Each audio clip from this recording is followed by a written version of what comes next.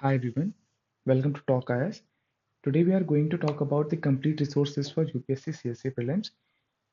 किसी भी स्पेशली अब आप नेक्स्ट ईयर दे रहे होगे 2026 में then now you must know आपको बहुत सारे रिसोर्सेज ऑलरेडी पता होगा रिसोर्सेज की भरमार है मार्केट में बहुत सारे टॉपर्स ने कुछ रिसोर्सेज बताए होंगे बिफोर जंपिंग टू रिसोर्सेज आपको सबसे पहले तो पैटर्न एग्जाम का समझने की जरूरत है कि कौन सा सब्जेक्ट कितना पूछा जा रहा है और उसको कितना पढ़ने में कितना रिवॉर्ड मिलेगा उसका कॉस्ट बेनिफिट रेशियो है क्या। तो यहाँ पे कुछ ब्रेकडाउन है आप खुद देख देख सकते हो पढ़ के। ये 2025 के हैं, ये 24 का है, 23 का है, 22 का है, 21 का है। इसमें आपको कुछ कंसिस्टेंट पैटर्न देखेंगे कि कोई कोई सब्जेक्ट है जो बहुत ज़्यादा पूछे जा रहे हैं, कुछ कुछ थोड़े कम पूछे जाते हैं। मोस्टली इग्नोर सब्जेक्ट, स्पेशली जो न्यू कमर्स हैं सबसे ज़्यादा गलती वो ये करते हैं, इसीलिए मोस्टली लोग पहले अटेम्प्ट में या दूसरे अटेम्प्ट में भी नहीं क्लियर कर सकते, नहीं कर पाते हैं क्योंकि उनको पता ही नहीं कि कितना रिसोर्स कवर करना है। आधा तो 50% वो सिलेबस छोड़ ही देते हैं। ए मैक पढ़ते ही नहीं है, ancient medieval art and culture पढ़ ली तो बस ऊपर ऊपर से एक बार देख लिया। एनवायरमेंट इग्नोर, पीटी पढ़ के जा रहे हैं सब, पूरा पूरा एनवायरमेंट का बेसिक कंसेप्ट ही नहीं आता किसी को, इग्नोर करके रखा हुआ है। Science and tech same condition. Economics economics conceptual भी आती है पेपर में, फैक्चुअल भी आती है। इन दोनों का सिमुलेशन बहुत ज़रूरी है अगर आपको अपना अपनी एक्यूरेसी को बेटर करना है एग्जाम में। ये 4-5 सब्जेक्ट्स 50% ऑफ क्वेश्चन पेपर है। तो अगर आप प्रिपेयर ही 50% करके जा रहे हो तो वहां पर जाके आपको 30-35 ही क्वेश्चन समझ में आएंगे। So before jumping to the resource list, कुछ 3-4 स्लाइड्स हैं। ये समझ लीजिए कि अगर आपके पास पहले से कुछ रिसोर्स लिस्ट है और अगर आपको उससे बेनिफिट मिल रहा है तो फिर आपको चेंज करने की जरूरत नहीं है। ये वीडियो स्पेशली न्यू कमर्स के लिए जो 2020 जो 26 में या 27 में देंगे exam, this is mainly for them. But अगर आपका भी कोई रिसोर्स लैक कर रहा है then you can go through it.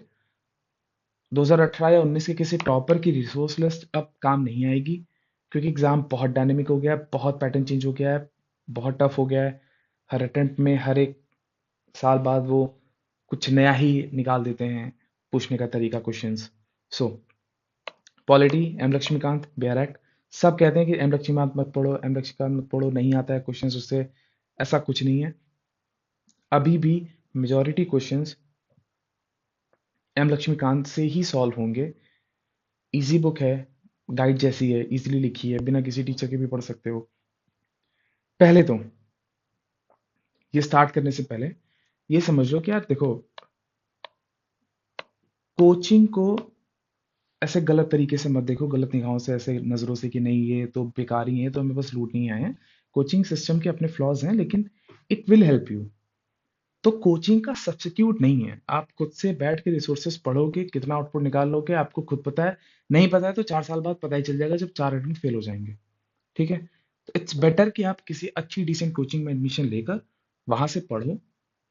लेकिन अगर आप बीच में हो कहीं, आपका सेकेंड अटेम्प्ट के बाद आप कोचिंग लेने का ना पैसा है ना टाइम है, देन यू कैन सी कि ये क्या रिसोर्सेज हैं।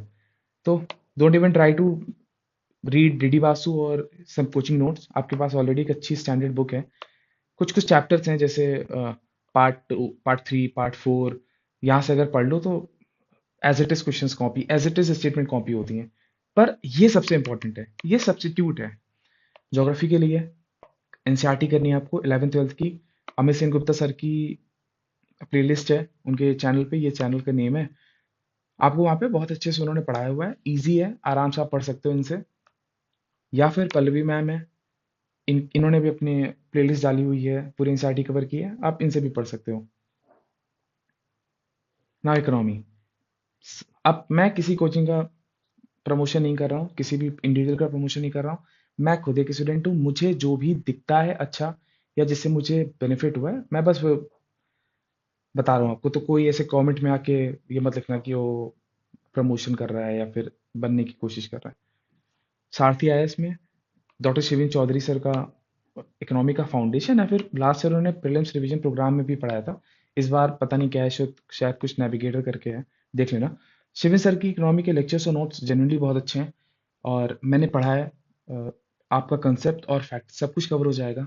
स्पेशली वो नोट्स बनाने की जरूरत नहीं पड़ेगी आपको, वो ऑलरेडी कंपाइल करके वो दे देते हैं। उससे अपना हाईलाइट या फिर माइक्रो नोट्स बना लो। डोंट गो फॉर 1200 की वो जो अवेलेबल है जिनको गॉड बोला जाता है इकोनॉमी में। इट्स वेरी बल्कि, सिर्फ इकोनॉमी नहीं आ रही पेपर में, और भी बहुत सारे सब्जेक्ट्स हैं। मेंस में भी बहुत वेटेज नहीं है, 50-60, हाँ 50-60 मार्क्स का ही लाइक है वेटेज मेंस में भी। तो वही 1200-1500 की पेजेस की बुक या फिर पिलर्स पढ़ने की जरूरत नहीं है। हिस्ट्री के लिए एंशियंट, मिडिवल एंड मॉडर्न, देखो इसका आउटपुट रेशियो बहुत पुअर है। कितना भी पढ़ लो, कितना भी पढ़ लो, अच्छे अच्छे जिन जो हिस्ट्री ऑप्शंस के ना, उनसे भी बहुत सारे क्वेश्चंस नहीं होंगे एंशियंट के, वो बनाए ही चले जाते हैं कि उनको कोई अटेंड ना कर पाए। तो एक क्वेश्चन देख लिया किसी पर्टिकुलर चैप्टर में या कुछ, अब वही पढ़े जा रहे हैं दिन भर, वो मत करना। बहुत पुअर आउटपुट रेशियो है। सिर्फ और सिर्फ यही पढ़ते रहोगे ना, और कोई सब्जेक्ट नहीं भी पढ़ोगे, तो भी एग्जाम में सारे क्वेश्चंस नहीं अटेम्प्ट हो पाएंगे। कितनी भी किताबें चाट लो, तो पीछे भागना ही नहीं कि ये क्वेश्चन कहाँ से पूछ लिया, वही करते रह रहे हैं। एंशियंट, मिडिवल, मॉडर्न, एनसीईआरटी कर लो, एनसीईआरटी कर लो, स्पेक्ट्रम पढ़ लो, सबको पता है। ये कुछ माइक्रो नोट्स हैं ऋषभ सर के, AIR 109 थी शायद 2020 में। सॉरी, मैं एग्जैक्टली उनकी रैंक नहीं रिकॉल कर पा रहा हूँ। इनके नोट्स मैंने अपने चैनल में डाले हुए हैं। तो they are very crisp micro. अगर आपने कहीं से एक जगह पढ़ लिया हो अच्छे से, हिस्ट्री पर नोट्स नहीं बना पा रहे हो, या समझ में नहीं आ रहा कि क्या इंपॉर्टेंट है क्या इंपॉर्टेंट नहीं है, उन्होंने कंपाइल कर दिया। अगर आप उसको यूज करके, और मेरे चैनल पे एक वीडियो भी पड़ा है इनके हिस्ट्री के नोट्स को लेकर, मैं नीचे डिस्क्रिप्शन में डाल दूंगा, आप वो भी देख सकते हो। So don't make your random notes की पता ही नहीं इंपॉर्टेंट क्या अनइम्पॉर्टेंट है। और रिसर्च करने मत बैठना। आपको जाकर विजयनगर एम्पायर को समझने की जरूरत नहीं है। एग्जाम निकालना है, उसके बाद शायद आपने ना कभी स्कूल में कभी हिस्ट्री पढ़ी है ढंग से, ना आगे जाके कभी उसको अप्रोच करोगे। साइंस एंड टेक के लिए मोस्ट इग्नोर्ड, सब जाके खाली करंट अफेयर्स पढ़ लेते हैं पीटी से, नहीं होगा भाई। बहुत सारे कंसेप्चुअल क्वेश्चंस भी आते हैं, एनालिटिकल आता है, आपको एटलीस्ट बैकग्राउंड पता होना चाहिए। अब अच्छी बात यह है कि शिवन सर ने बहुत अच्छे से पढ़ाया हुआ है, मैंने खुद पढ़ा हुआ है। अच्छी बात यह है कि इनके चैनल, सारथी के चैनल पे प्लेलिस्ट में सारे वीडियोस पड़े हुए हैं, तो आप ये जाकर यहाँ से साइंस कर सकते हो। उनके क्लास नोट्स और जो क्लास की स्लाइड्स और वन पेजर भी बनाए हुए हैं उन्होंने, तो आपको रिवीजन करने में ईजी रहेगा।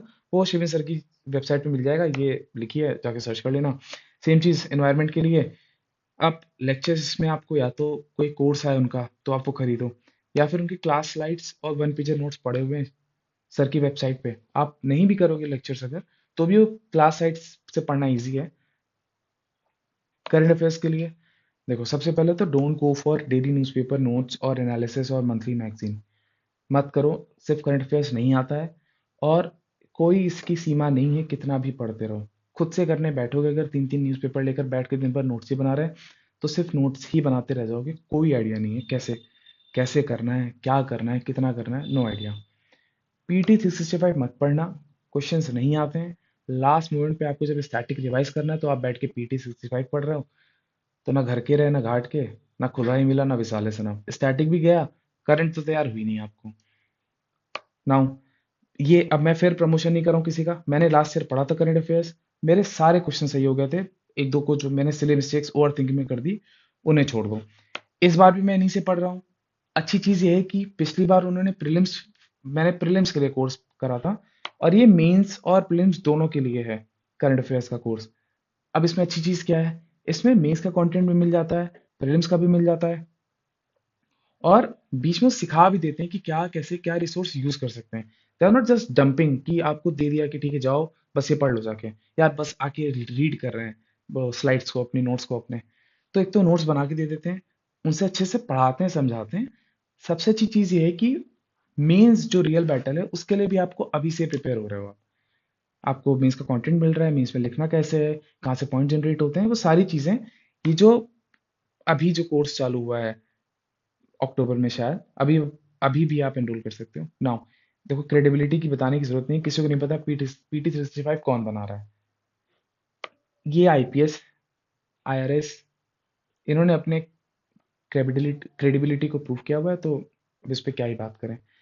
नाउ सी सैट, नाइटमेयर, आधे लोगों का नाइटमेयर है ये। मैंने 12 तक मैथ्स की है, बट मेरी मैथ्स बिल्कुल भी मेरा मन नहीं करता है। मैं कभी भी सी सैट के पहले मैथ्स पढ़ के नहीं जाता हूँ। 2-3 चैप्टर्स हैं जो मैं देख लेता हूँ, profit and loss, percentage, cube, ये कुछ 2-4 चीजें देख लेता हूँ। मुझे नंबर सिस्टम का एन नहीं आता है, इतना ज्यादा डर लगता है मुझे नंबर सिस्टम से। एचसीएफ एलसीएम इतना कंफ्यूजिंग है मेरे लिए, मैं कभी भी पढ़ के नहीं जाता हूँ। और मैंने मेरे 2 अटेम्प्ट में कभी भी सीसैट नहीं निकला। मैं मैथ्स को कंप्लीटली इग्नोर करके जाता हूँ, एक दो चीजों को छोड़ के, फिर भी मेरे 90-100 मार्क्स आ जाते हैं। आपको लाने कितने? 67। So it is actually easier than you think. You can easily score 100+ in CSAT. मैं तो प्रिपेयर भी नहीं करता हूँ, बिल्कुल झूठ नहीं बोल रहा हूँ मैं। नाउ बस आपको राइट अप्रोच फॉलो करनी है पढ़ते वक्त, जब भी आप पढ़ रहे हो, और एग्जाम में राइट अप्रोच फॉलो करनी है। वो I will make another video अभी कुछ दिन में, एक्सक्लूसिव फॉर सीसैट। भाई किसी आईआईएम वाले से, किसी आईआईटी वाले से नहीं पढ़ने की जरूरत है। बेसिक पेपर आता है, आपको सिर्फ क्वेश्चंस आइडेंटिफाई करने जो इजी हैं, जो हर बार पूछे जा रहे हैं पीवाईक्यूज में, बस उतना ही करना है आपको। प्रिपरेशन करनी पड़ेगी। मैं नहीं कह रहा हूँ कि मैं नहीं पढ़ के जाता हूँ तो आप भी कर लो। मैं अपनी इंग्लिश और रीजनिंग स्ट्रेंथन करके जाता हूँ, और मैथ्स भी कोशिश करता हूँ कि पीवाईक्यू के थ्रू उन क्वेश्चंस को कर लूँ जो इजीली डुएबल है या फिर पैटर्न रिपीट किया है। मैं बोल रहा हूँ मुझे नंबर सिस्टम नहीं आता है, आधा पेपर मैथ्स का नंबर सिस्टम का है। तो इतना डरने की जरूरत नहीं है कि कोर्स खरीद रहे हैं जाके, आईआईटी एंड आईएम देख लिया और फिर उनसे सीसैट पढ़ रहे हैं, आधे टाइम सीसैट ही पढ़ रहे हैं। नहीं पढ़ने की जरूरत है, पहले डरो मत इससे, और एक राइट अप्रोच के साथ एग्जाम प्रिपेयर करोगे और लिखोगे, हो जाएगा सीसैट क्लियर बहुत इजीली। मेरी मैथ्स, मुझे बहुत डर लगता है मैथ्स से, और मैं कभी प्रिपेयर नहीं कर पाता हूँ सही से, और उसके बाद भी मेरे 90 अब भी आते हैं। So this was all for today. I hope कि मैंने जो रिसोर्सेज बताए हैं मोस्टली पुराने हैं, पर कुछ अभी बहुत सारी बुक्स है, जैसे एनवायरनमेंट हो गई, इकोनॉमी हो गई, तो there will be some difference of opinion. जो मेरे लिए वर्क करा है मैंने वो शेयर कर दिया है, notes up to you. Thank you for listening to me. I see you soon. Till then happy learning. Bye bye, take care.